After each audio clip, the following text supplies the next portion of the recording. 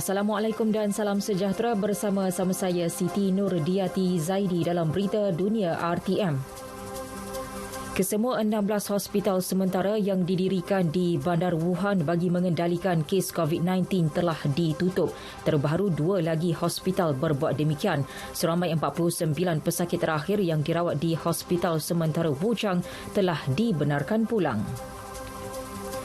Terdahulu, Presiden China Xi Jinping melawat Bandar Wuhan, lokasi wabak COVID-19 tercetus. Lawatan oleh pemimpin nombor 1 China itu memberi keyakinan kepada seluruh negara dan dunia bahawa wabak tersebut telah berjaya ditangani. Gubernur New York Andrew Cuomo merancang menempatkan pengawal kebangsaan dan mewujudkan zon kuarantin di New Rochelle sebagai langkah mengekang penularan COVID-19.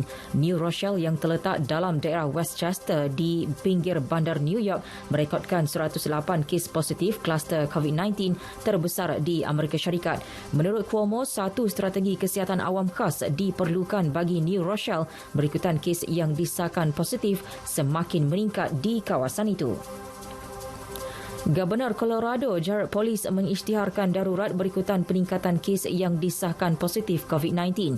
Colorado merupakan negeri ke-12 di Amerika Syarikat yang menguatkuasakan perintah darurat.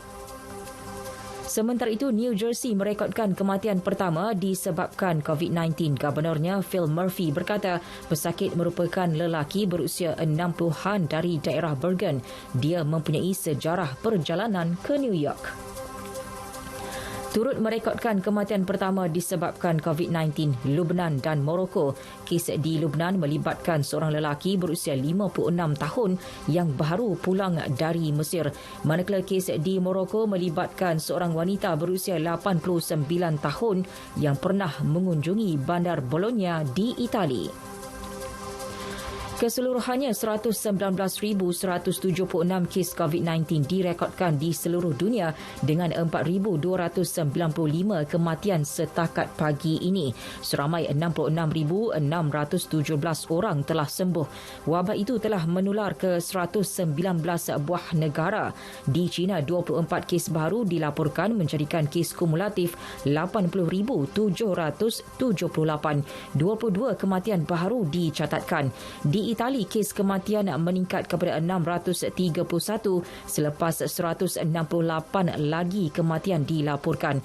Kes baru yang dilaporkan juga bertambah sebanyak 977 menjadikan keseluruhan 10,149.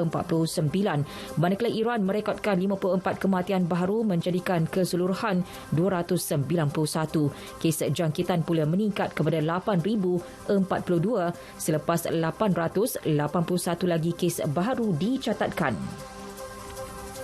Ini pula mengenai usaha Eropah bagi menangani kesan penularan COVID-19. Para pemimpin rantau itu sepakat untuk mengambil segala langkah yang perlu. Presiden Perancis Emmanuel Macron berkata negara-negara Eropah bersetuju untuk bersatu bagi memastikan kestabilan ekonomi dan keuangan.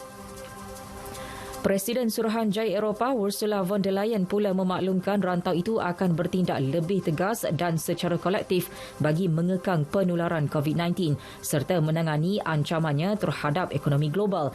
Antara langkah yang akan diambil ialah mengumpul semua stok peralatan perlindungan dan alat bantuan pernafasan di Eropah bagi menyelaras tindak balas perubatan. Selain itu, dana berjumlah 140 juta euro turut disediakan untuk tujuan penyelidikan dan pembangunan vaksin COVID-19. Kebimbangan mengenai penularan wabak COVID-19 menjejaskan kempen pilihan raya Presiden Amerika Syarikat. Calon Parti Demokrat Joe Biden secara tiba-tiba mengumumkan pembatalan perhimpunan yang dijadualkan di Cleveland, Ohio. Pesaing Biden Bernie Sanders turut membatalkan perhimpunan yang telah dirancang.